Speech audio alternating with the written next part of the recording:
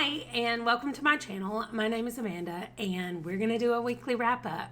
I'm all by myself this week. My parents have gone back home, but I have given my mother the recommendations that you guys have made. You can keep those coming in. She hasn't picked what she's going to read yet, but I'm going to be staying at her house in June. My whole family is, as we're transitioning from Texas to Alabama, and so she's going to report to us then how she liked the book that she picked. So keep the recommendations coming. I was so excited to have her here. The video last week, there were just so many bloopers and so many things. I think I cut down half of the recording that we did. I was only able to use half of it. So I am totally willing to put the full thing up, like unedited, because it's just so funny. Like, I have such a good time with my mother. Anyway, let's talk about what happened this past week. I finished 4 books. And so most of them are part of series, actually all of them, except one, are part of a series that I have been reading. And so I'm not going to be able to give you a ton of info, but let's go ahead and talk about it.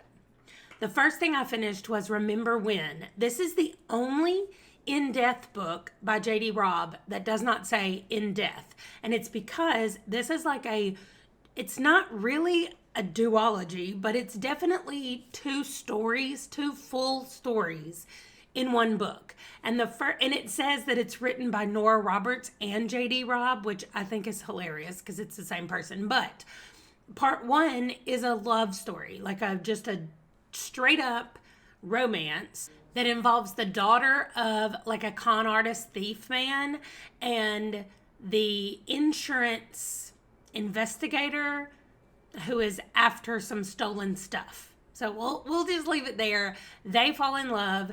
Then their granddaughter, all the way in, we're jumping to the future for book 2. Their granddaughter writes a story about this stolen treasure that was never fully recovered, and people are dying. And so Eve Dallas then starts investigating these murders, and now we get our in-death section of the story. So it was really cute. I liked how it had both of the stories. I did get a little bit like, okay, I got it with the romance half of the story, but the second half was really good. I loved how it all tied in. We got to see the characters from the first story now that they're old and grandparents in the second story, and it was just really good, and I really liked it. The next one I finished was Tricksters Queen, which is the second in the duology by Tamara Pierce. This is about Alana's daughter, and she's learned a lot from her dad, how to be a spy and a spy master.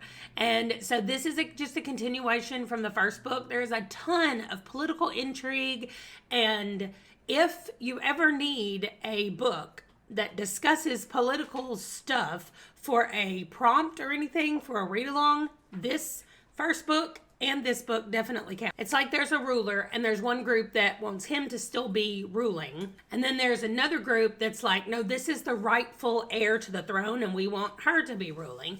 And so they're kind of spying, scheming to be able to get her in a position to become the king or the queen, because she is the rightful heir to the throne. It was really good. I really enjoyed it. I liked the ending. I liked the way it all wrapped up and tied up, and I'm about to be starting what I think is the last series in Tortall that's been written so far. So I'm about to start the end of my Tortall journey. There's still a whole other set of books that happen in another world, but this is the end of my Tortall, and I'm kind of sad about it, but also at the same time, I really like these books. They are really feel-good fantasy books there's not a ton of angst because you kind of know that it's going to work out in the end, but still, they're so good. Then I finished Rose Madder, which is my latest Stephen King book. This book was so good. So I didn't understand on the front, but it has a part of a painting that has been opened, like you bought it all wrapped up and it's being opened. And it's because Rosie, is our main character, and she is married to an abusive husband. So we find out at the very beginning that he is abusing her and she is running away. there are tons of trigger warnings in here for domestic abuse.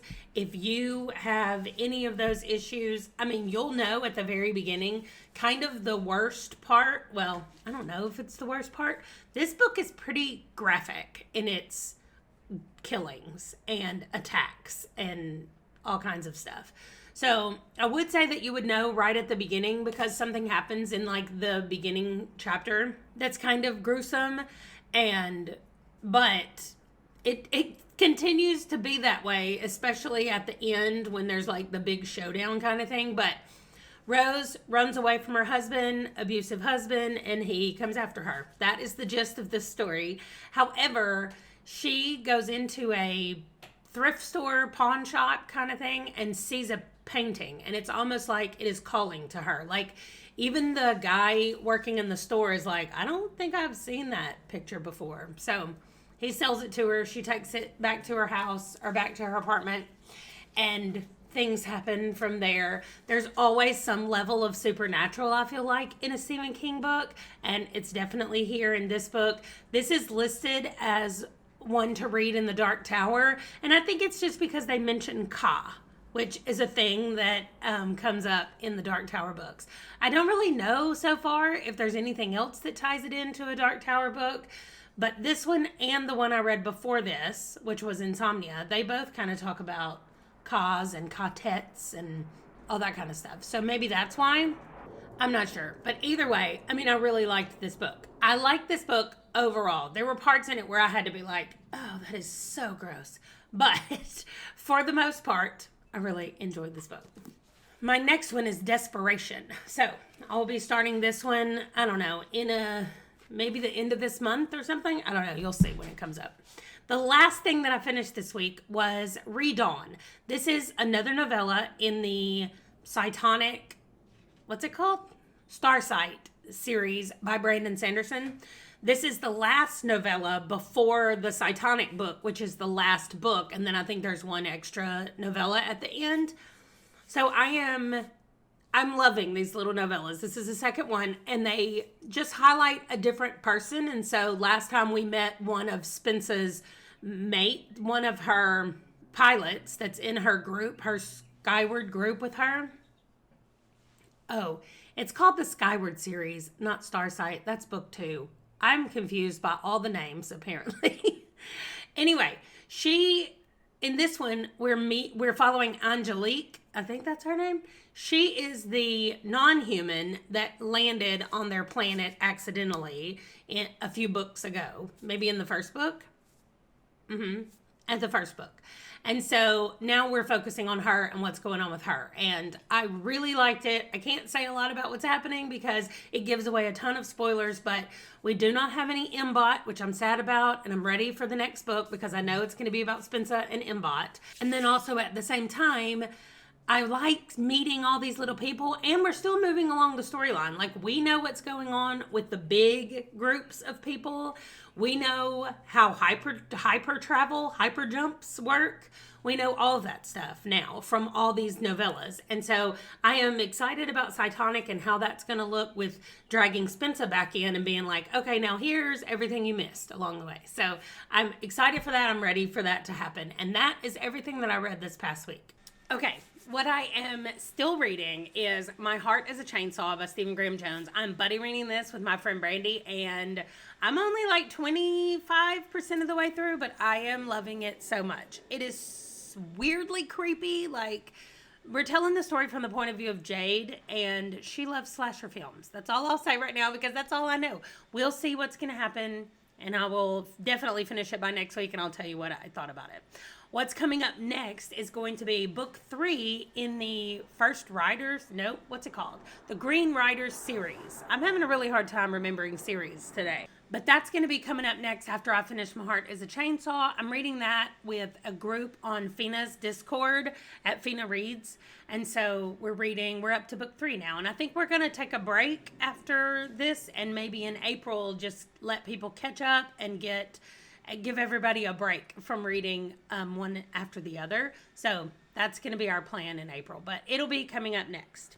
So that is all. I know that last week I talked about that I had written a short story, and it was up on my blog, or at least the zero draft of it's up there. Like, don't go thinking that that's my final draft. But also I said that I was going to work on editing it, and next week I would have like another draft, but I have not done that this week. I was saying goodbye to my parents and getting my oldest son out to their house to then go spend spring break somewhere. So I was getting him ready and getting them off, and I did not do any of that. I guess really mostly I was putting together puzzles with my parents. So they were here for 8 days, and we did 9 puzzles in 8 days. Some of those were 500, but the majority of them were 1,000-piece puzzles, and it was so much fun. And now I've not even opened another puzzle after they left. I have it sitting on my desk, the next one, but I haven't opened it yet. I'm going to be sad to have to do it all by myself after I did it with them. It was so much fun. Okay, that is going to do it for the weekly check-in. I'll be back next week with another check-in and an announcement about what's coming in April on my channel. So I will see you then. It is a big announcement, Mama, but I'm not pregnant. I will see you guys in my next video. Bye.